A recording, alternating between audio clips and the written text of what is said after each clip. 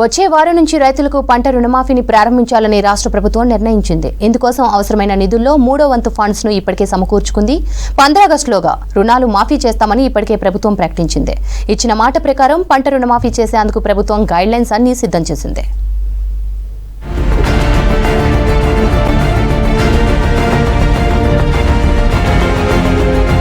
Crop లోన్ల మాఫీకి అవసరమైన guidelines కోసం ప్రతిపాదనలు రెడీ అయ్యాయి. మంత్రులు, ఉన్నతాధికారుల సూచనలు, సలహాలతో గైడ్లైన్స్ ఫైనల్ అయ్యాయి.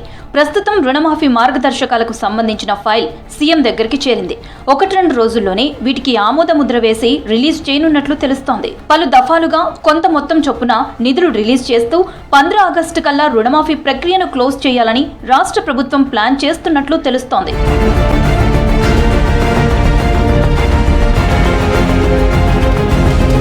రుణమాఫీ కోసం అవసరమైన నిధులను ప్రభుత్వం వేగంగా సమకూర్చుకుంటోంది.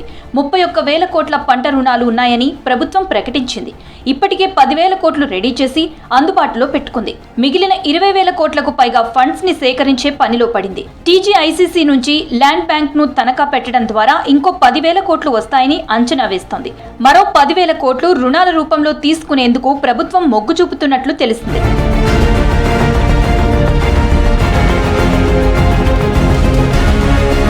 ఆగస్టు 15 వరకు 3 నుంచి 4 దఫాల్లో రైతుల పంట రుణాలను మాఫీ చేయాలని ప్రభుత్వం భావిస్తోంది.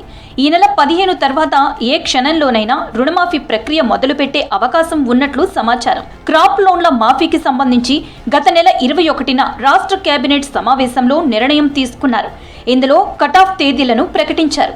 2018 డిసెంబర్ 12 నుంచి 2023 డిసెంబర్ 9 వరకు ఉన్న పంట రుణాలన్నింటినీ మాఫీ చేయనున్నట్లు తెలిపారు. పంట రుణాల మాఫీకి సంబంధించి గత బీఆర్ఎస్ ప్రభుత్వంతో పాటు వివిధ రాష్ట్రాలు అమలు చేసిన నిబంధనలపై చర్చించారు.